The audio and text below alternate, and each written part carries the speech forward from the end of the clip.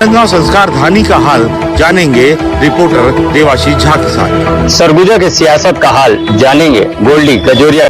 मैं राजनांदगांव से देवाशीष झा। पल की खबर। इधर राजनांदगांव में पुलिस ने अंतर्राज्यीय चोर गैंग के 6 सदस्यों को गिरफ्तार किया है और मामले में चोरी के सामान भी बरामद किए गए हैं। राजनांदगांव पुलिस अधीक्षक मोहित गर्ग ने बताया कि ये सभी चोर महाराष्ट्र और छत्तीसगढ़ में कई चोरी के वारदातों को अंजाम दे चुके हैं और काफी समय से फरार थे, जिन्हें पुलिस टीम ने दुर्ग से गिरफ्तार किया है।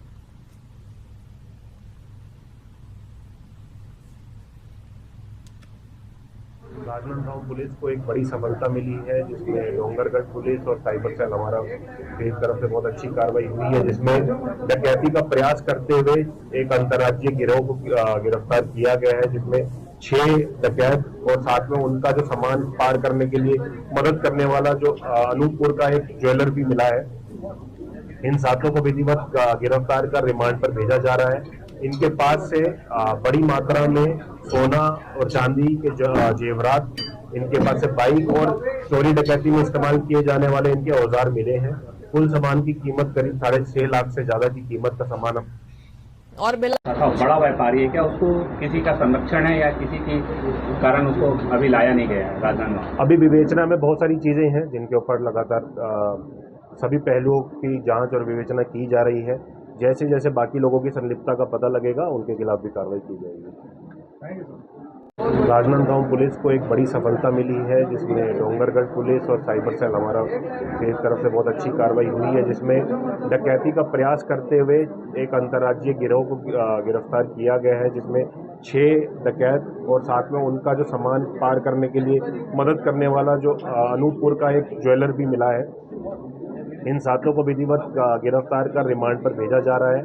इनके पास से बड़ी मात्रा में सोना और चांदी के जेवरात, इनके पास से बाइक और चोरी डकैती में इस्तेमाल किए जाने वाले इनके औजार मिले हैं। कुल सामान की कीमत करीब 6.5 लाख से ज़्यादा की कीमत का सामान हम लोगों को बरामद हुआ है। इनमें इनके करीब 5 मामलों के बारे में हम लोगों को जानकारी मिली है, जो अलग अलग राज्य और ज़िले की हैं, जिसमें महाराष्ट्र के गोंदिया जिले के, छत्तीसगढ़ के दुर्ग के 3 मामले हैं, बेमेतरा का मामला है और राजनांदगांव का मामला है। इसके अलावा बहुत सारे अलग अलग जो जिलों के मामले हैं, उनके बारे में भी अभी पूछताछ लगातार की जाएगी, विवेचना जारी रहेगी और भी कई बड़े खुलासे इस गैंग के थ्रू होने के हम लोगों को पूरी उम्मीद है। इन सभी लोगों को विधिवत रिमांड पर भेजा जा रहा है। अनूपपुर का जो सोना ये बढ़िया था दिल्ली का अभी मैं शादी से किया हूँ मुस्लिम है, तो मेरा शादीशुदा हो गया, मेरा बच्चे भी है, फैमिली भी है, तो उनके साथ रहता तो उन्हीं के उसमें मैं मुस्लिम को बनाया।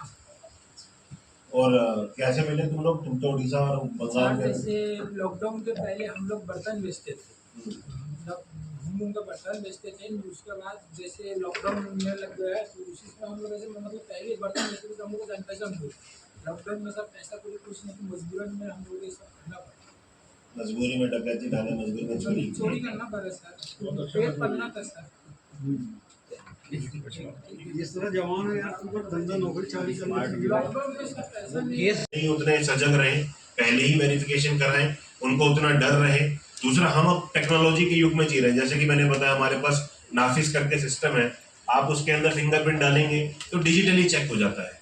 तो कितनी हो सकता है कि कोई व्यक्ति जो अपने आप को कोई, आप मान लीजिए कोई बोलता है फूल बेचने के लिए कोई व्यक्ति है, वो हो सकता है कि बंगाल में कोई अपराध करके आया हो।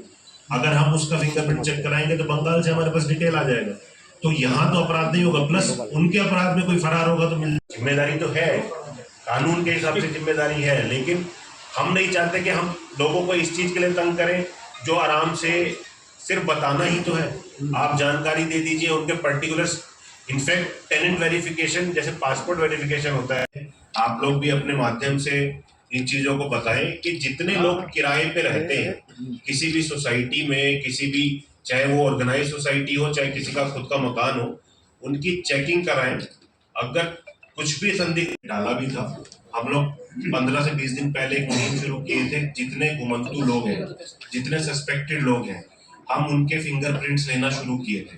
आप लोग देखे भी होंगे, यहाँ पे भी हम लोगों के यहाँ जो हमारा एनसीआरबी का डीसीबी के अंदर में पोर्टल से जुड़ा है, वहां पे भी डालते हैं।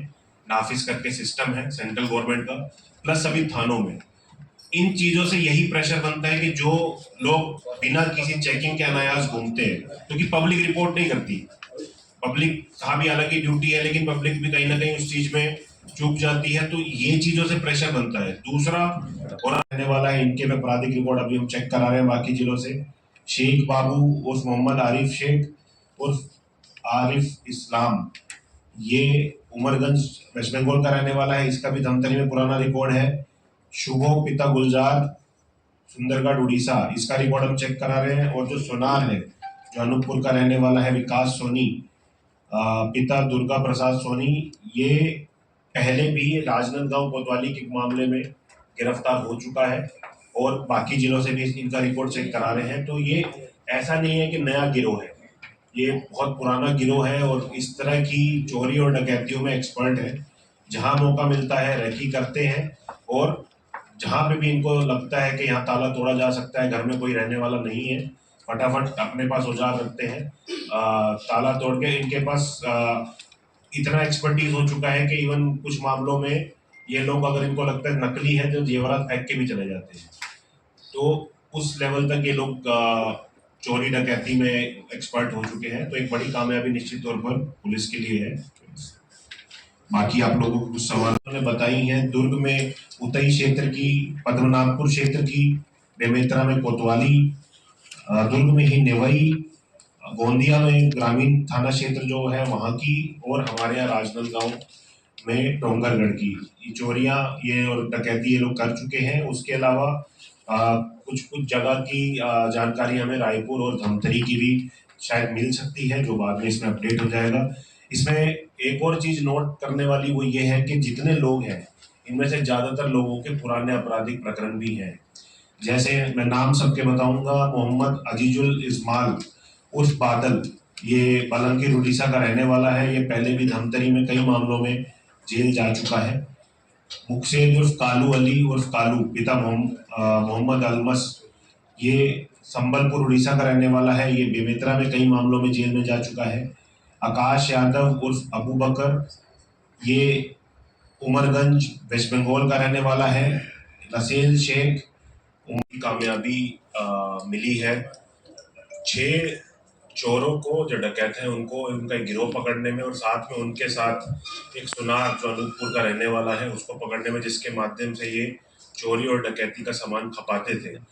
उसको, इन लोगों को पकड़ने में एक तो बड़ी चोरी होते हुए कल रोकी गई है डोंगरगढ़ में जब इनको पकड़ा गया। उसके अलावा जब इनसे पूछताछ की गई तो काफी चौंकाने वाली चीजें, और जैसा कि आप सामान भी देख रहे हैं, सामान मिला, इनकी शिनाख्ती की गई, इनसे इनकी जांच की गई, इनकी सर्चिंग की गई। तो सामान मिलने के बाद फिर इनसे पूछा गया कि क्यों घूम रहे थे, क्या करते हैं। तो फिर जब इन्होंने बताया कि ये पेशेवर गिरोह है और लगातार अलग अलग जगह पे ये चोरी डकैती करते हैं। अभी तक हमारी पूछताछ हुई है उसमें 6 से 7 जगह की चोरियां ये लोग कबूल किए हैं, डकैतियां कबूल किए हैं, जिसके अंदर छत्तीसगढ़ और महाराष्ट्र दोनों जगह, महाराष्ट्र में गोंदिया जिले में, बेमेतरा, दुर्ग, और अभी कुछ और इनसे पूछताछ की जा रही है जिसमें हो सकता है धमतरी और रायपुर की भी कुछ चोरी डकैती के मामलों का खुलासा इनके द्वारा किए जाने का हो।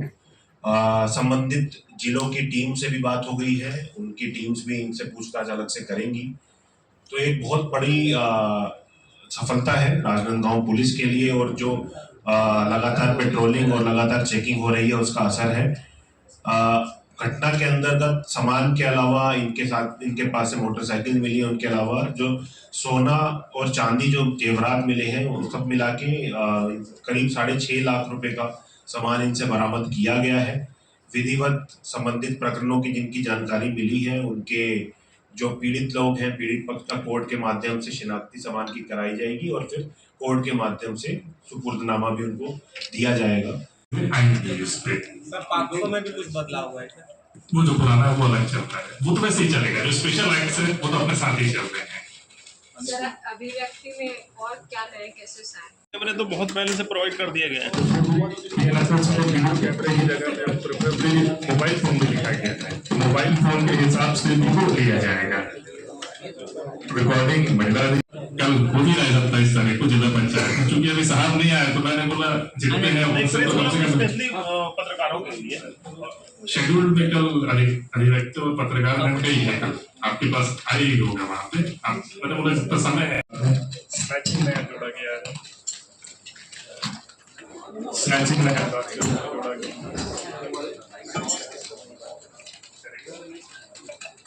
सर पहले